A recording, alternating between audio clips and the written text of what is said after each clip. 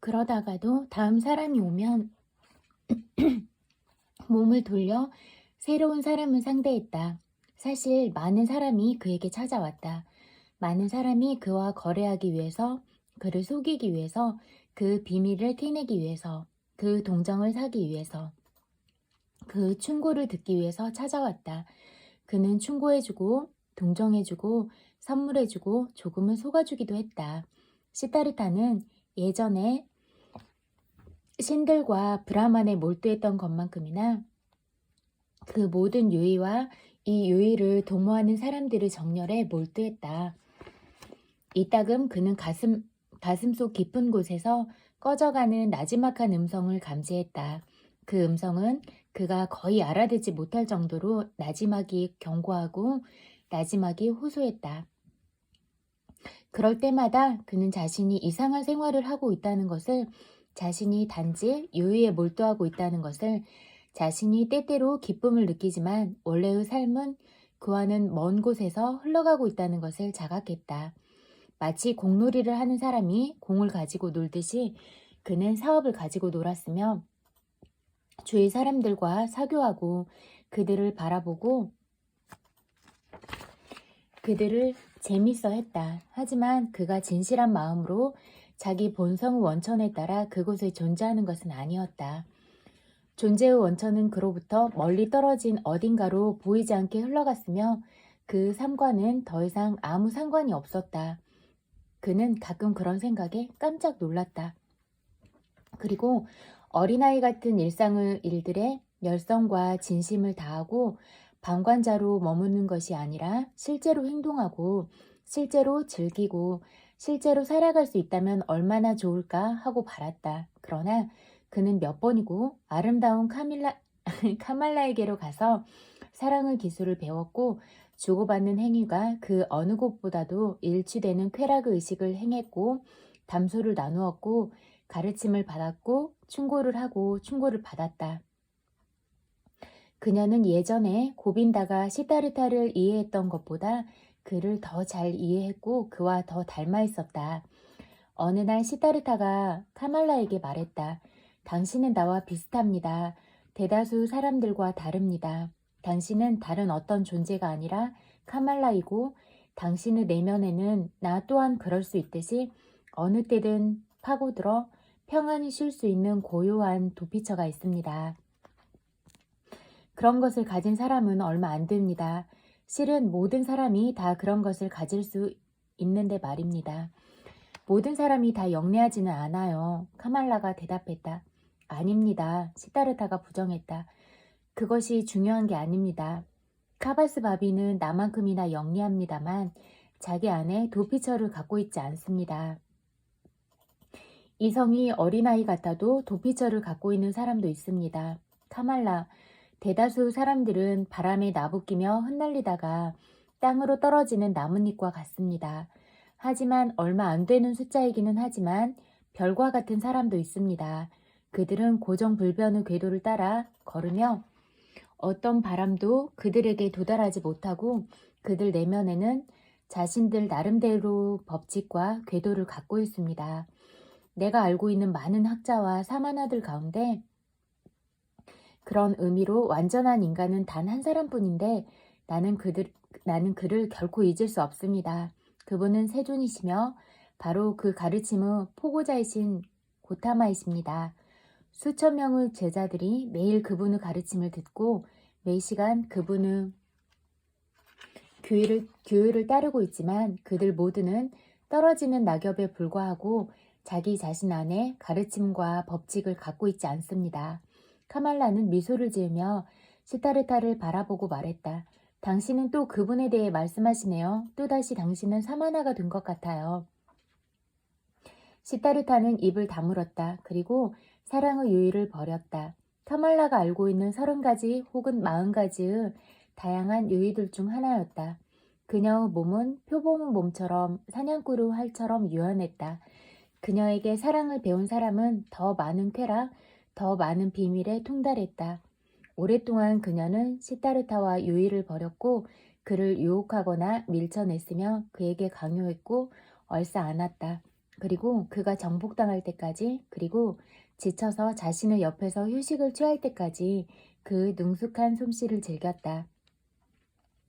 여인은 그 몸 위에 자기의 몸을 구부리고 그 얼굴을 피로에 지친 그 두 눈을 오랫동안 들여다보았다. 당신은 내가 본 사람 중 최고의 외인이에요. 그녀가 생각에 잠겨 말했다. 당신은 다른 사람들보다 더 강하고 더 유연하고 더 의욕적이에요. 시타르타, 당신은 나의 기교를 잘 배웠어요. 언젠가 내가 나이가 들면 당신의 아이를 갖고 싶어요. 그런데 당신은 아직 사마나에 머물러 있어요. 내 마음은 이런데 당신은 나를 사랑하지 않아요. 당신은 어떤 사람도 사랑하지 않아요. 그렇지 않나요? 그럴지도 모릅니다. 시타르타가 피곤해 지쳐 말했다. 당신과 마찬가지지요. 당신 또한 아무도 사랑하지 않습니다. 그렇지 않다면 어떻게 사랑을 기교로서 행할 수 있겠습니까? 우리 같은 부류 사람들은 어쩌면 사랑할 수 없을 겁니다. 어린아이 같은 사람들은 그럴 수 있지만 그것이야말로 그들의 비밀일 것입니다. 윤회. 오랫동안 시타르타는 속세의 삶, 쾌락의 삶을 살았지만 그런 삶에 완전히 빠지지는 않았다. 사마나 시절에 억눌렸던 격렬한 관능이 깨어나 부귀를 맛보았고 활락을 맛보았고 권세를 맛보았다. 그럼에도 불구하고 오랜 세월 동안 그는 마음속으로는 아직도 사마나에 머물러 있었는데 그 사실을 카말라 그 영리한 여인은 정확히 간파하고 있었다. 그 삶을 지배하는 것은 여전히 사고, 기다림, 단식의 기술이었고 그가 속세의 사람들에게 낯선 존재이듯이 어린아이 같은 사람들은 여전히 그에게 낯선 존재로 남아있었다. 세월은 흘러갔다. 그러나 시타르타는 안일함에 휩싸여 세월의 경과를 느끼지 못하였다. 그는 부자가 되었다. 그는 오래전에 이미 자신의 집과 자신의 하인들 그리고 교회 강변에 정원을 소유하게 되었다. 사람들은 그를 좋아했고 돈이나 충고가 필요할 때면 그를 찾아왔지만 카말라를 제외하고는 어느 누구도 그와 가까이 지내는 사람이 없었다. 그가 한창 젊었던 옛 시절 고타마의 가르침을 듣고 고빈다와 작별한 이후 체험했던 저 높고 투명한 각성, 저 긴장으로 가득 찬 기대, 가르침도 없고 스승도 없이 지낸 저 자부심에 찬 고독, 그리고 자신의 마음속에서 신의 음성을 듣겠다는 유연한 각오는 점차 추억이 되었고 허무한 일이 되었다. 과거에는 그 가까운 곳, 그 내면에서 졸졸 흐르던 성스러운 샘이 멀리서 희미한 소리를 내며 흘러갔다. 그가 오래전 사마나들에게 배웠고 고타마에게 배웠고 브라만인 자기 아버지에게 배웠던 많은 것은 여전히 마음속에 남아있었다. 절도 있는 생활, 사고에 대한 기쁨, 몰입 수행의 시간, 자기, 즉 육체나 의식이 아닌 영원한 자아에 관한 비밀스러운 알미였다. 그것들은 아직 그 마음속에 남아있었지만 하나씩 가라앉아 점점 먼지로 뒤덮였다. 마치 도공의 물레가 한번 움직이면 오랫동안 돌다가 서서히 지쳐서 멈추는 것처럼 시타르타의 영혼 속에서 고행의 바퀴, 사고의 바퀴, 분별의 바퀴가 여전히 흔들흔들 돌고는 있었지만 그 바퀴는 이제 느려져서 멈출 듯 말 듯 정지 상태에 가까이 와 있었다. 마치 죽어가는 나무에 습기가 차 서서히 줄기를 채워서 썩게 만들듯이 세속과 타성이 시타르타의 영혼에 스며들어 서서히 그 영혼을 가득 채웠다. 그것은 그를 무겁게 만들었고 피곤하게 했고 잠들게 했다. 그 대신 그 관능은 살아나 많은 것을 배웠고 많은 것을 체험했다. 시타르타는 장사하는 법, 인간을 다스리는 권력을 행사하는 법, 여자를 즐기는 법을 배웠고 아름다운 옷을 입는 법, 하인들에게 명령하는 법, 향기로운 물에서 목욕하는 법을 배웠다. 그는 섬세하고 정성스럽게 준비한 음식을 먹는 법, 생선, 육류와 조류, 향료와 단 음식을 먹는 법을 배웠고 인간을 게으르게 하고 망각하게 만드는 술 마시는 법도 배웠다. 그는 주사위를 가지고 노름하는 법과 장기 두는 법, 모이들을 구경하는 법, 가마를 타는 법, 부드러운 침대에서 자는 법을 배웠다. 하지만 여전히 그는 다른 사람들과 다르며 그들보다 우월하다고 느꼈다. 시타르타는 항상 약간은 조소하는 마음으로, 약간은 비웃는 듯한 마음으로, 즉 사마나가 세상 사람들에 대해 경멸감을 느끼는 것과 같은 그런 마음으로 사람들을 바라보았다. 카마스 바비가 몸이 불편할 때마다, 화를 낼 때마다, 모욕당했다고 느낄 때마다, 사업 걱정으로 괴로워할 때마다 시타르타는 항상 조소하면서 그것을 바라보았다. 하지만 수학기와 우기가 몇 번이고 지나면서 서서히, 그리고 눈치채지 못할 정도로 시타르타의 조소는 점점 무뎌졌고 우월감은 점점 침체되었다.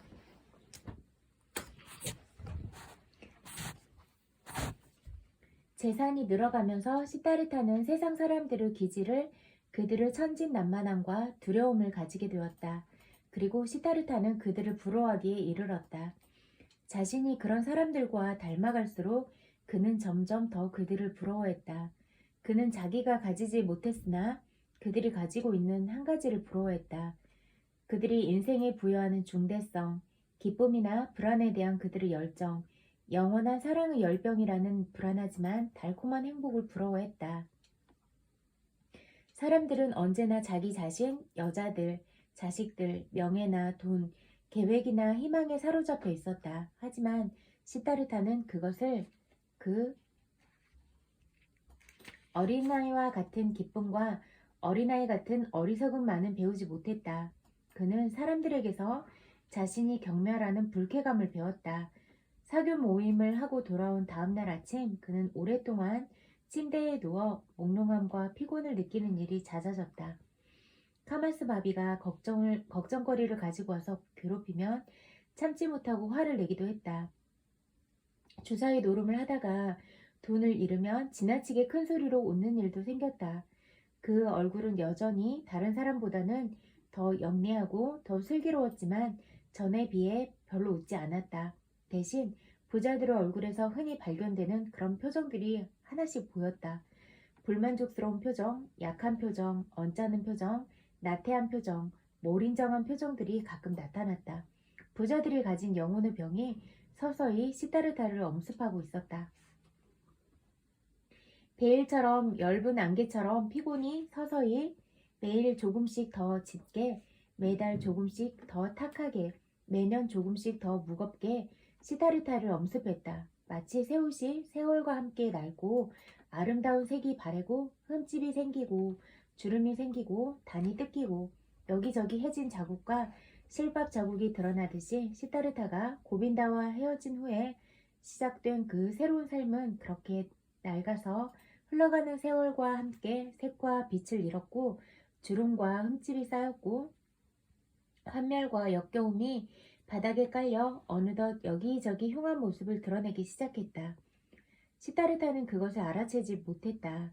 그는 단지 예전에 자신의 내면에 깨어있었던, 그리고 자신의 화려했던 시절에 언제나 자기를 이끌어주었던, 내면에서 울려나오던 그 밝고 확실한 음성이 침묵을 지키고 있다는 사실만을 깨닫고 있었다.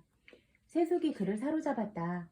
쾌락, 욕망, 타성이 그를 사로잡았으며 가장 어리석은 것이라고 경멸하고 조롱하던 악습도 그를 사로잡았다. 재산, 소유물, 그리고 부 또한 결국에는 그를 사로잡았다. 그것들은 더 이상 그에게 놀이와 장난거리가 아니었다. 오히려 속박이며 부담이었다. 시타르타는 기이하고 교활한 인생길을 걷던 중에 결국 최하급이라고 여겼던 비열한 예속과도 같은 주사위 노름에까지 빠져들었다.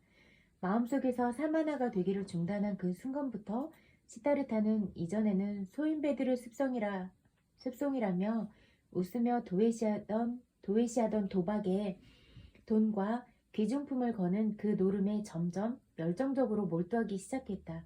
그는 무서운 노름꾼이었다. 판돈이 어마어마하게 컸기에 몇몇 사람만이 감히 그와 도박을 할 뿐이었다. 시타르타는 마음의 궁핍 때문에 도박을 했다. 경멸스러운 돈을 도박에서 탕진하는 것은 그에게 분노 속에서도 기쁨을 주었다.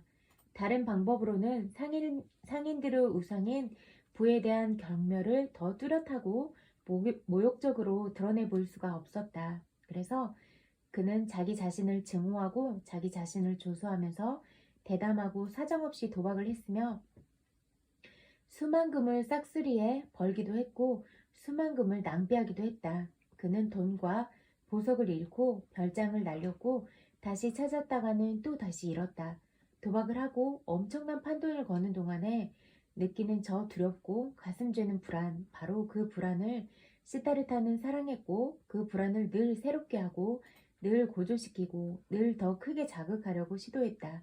왜냐하면 그러한 감정 속에서만 지금 자신은 실증나고 미온적이며 몸이 건조한 삶 가운데서 나타나는 행복 비슷한 것, 도치 비슷한 것, 고양된 삶 비슷한 것을 더 느낄 수 있었기 때문이다. 그는 큰 손실을 볼 때마다 새로이 부를 획득할 궁리를 했고 더 집요하게 장사에 박차를 가했으며 채무자들을 들들 볶아댔다. 계속 도박을 하고 계속 탕진을 해서 부에 대한 자신의 경멸감을 드러내고 싶었기 때문이다. 시타르타는 손해를 볼 때면 침착함을 잃었다. 그는 연체 하는 채무자에게 인내심을 잃었고 거지에 대하여 관대함을 잃었고 기부에 대한 즐거움도 잃었고 간청하는 사람에게 돈을 빌려주는 즐거움도 잃었다. 그는 한판의 도박에서 수만금을 잃고도 웃었지만 장사에서는 더욱 엄격하고 더욱 좀스러워졌고 심지어 잠을 자면서 돈에 대한 꿈을 꾸기도 했다. 그리고 이따금 그 끔찍한 마법에서 깨어날 때마다 때때로 침실 벽에 걸린 거울에 비친 자기 얼굴이 더 늙고 더 흉측하게 된 것을 볼 때마다 때때로 부끄러움과 역겨움이 자기를 엄습해 올 때마다 계속 도피했고 새로운 도박 속으로 피했고 유격과 술이 주는 마취 속으로 도망쳤다. 그리고 그곳에서 돈을 긁어모아 축적하고 돈을 얻고자 하는 충동을 가지고 되돌아왔다. 그러한 무의미한 악순환 속에서 그는 지치고 늙고 병들어갔다. 그러던 어느 날 그는 꿈을 통해 경고를 받았다. 저녁 시간에 시타르타는 카말라의 집 그녀의 아름다운 유언에 있었다. 그들은 나무 아래서 대화를 나누고 있었는데 카말라가 사려 깊은 말을 꺼냈다. 배우의 슬픔과 피로가 감춰진 말이었다. 그녀는 고타마에 대해 이야기해달라고 부탁했다. 그 눈이 얼마나 순수한지, 그 입이 얼마나 고요하고 아름다운지, 그 미소가 얼마나 자비로운지, 그 걸음걸이가 얼마나 평화로웠는지 시타르타가 이야기해 주어도 그녀는 충분히 흡족해하지 않았다. 시타르타는 오랫동안 그녀에게 세존 붓다에 대해 이야기를 해 주어야만 했는데 카말라는 한숨을 내쉬며 말했다. 언젠가 어쩌면 곧 나도 붓다를 따르게 될 거예요. 나는 그분에게 내 유언을 바치고 그분을 가르침에 귀의할 거예요. 하지만 그녀는 그렇게 말하고 나서 그를 유혹했다.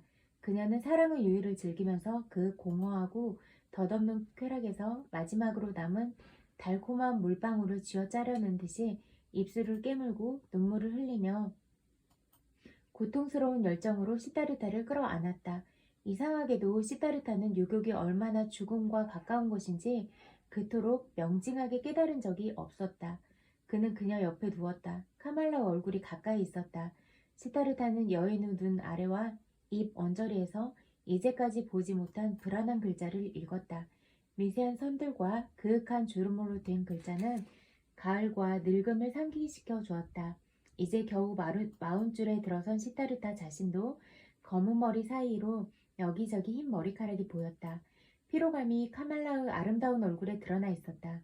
즐거운 목표 없이 오랜 인생길을 걷는 데서 생긴 피로감, 시들어가기 시작하는 기색, 그리고 숨겨진 아직 말하지 않은 어쩌면 아직 한 번도 의식하지 못한 불안함, 즉 늙음에 대한 두려움, 인생의 가을에 대한 두려움, 필연적인 죽음에 대한 두려움이 그 얼굴에 역력히 드러나 있었다. 한숨을 내쉬면서 카말라와 작별한 시타르타의 마음은 불쾌감과 은폐된 불안감으로 가득 차 있었다. 카말라와 헤어진 뒤 시타르타는 자기 집에서 무이들과 술을 마시며 밤을 보냈다. 그는 더 이상 그렇지 않음에도 같은 계급 사람들보다 우월한 사람인 척 과시했고 많은 술을 마셨고 자정이 지나서야 피곤하지만 흥분한 상태로 울음이 터질 것 같은 기분으로 그리고 절망에 빠질 것 같은 기분으로 잠자리에 들었다. 한참 동안 잠을 청해보았지만 헛수고였다. 그는 더 이상 참을 수 없을 정도로 비참해졌고 가슴속은 메스꺼움으로 가득 찼다. 미지근하고 역겨운 술 냄새, 지나치게 달콤하지만 단조로운 음악, 무의들의 나긋나긋한 웃음, 그녀들의 머리카락과 젖가슴에서 풍기는 달콤한 향내가 구토를 불러일으켰다.